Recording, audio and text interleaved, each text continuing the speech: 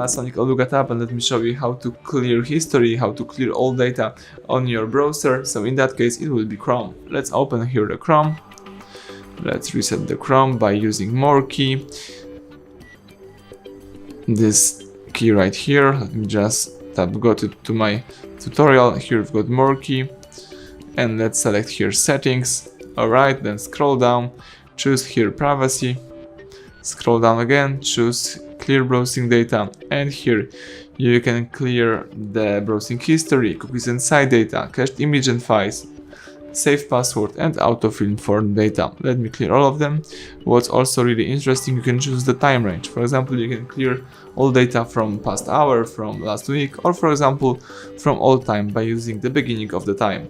So let's tap clear data to confirm it, and that's it. You just clear all your data on your browser. So everything went well. Thank you for watching. Please subscribe our channel, leave thumbs up under the video.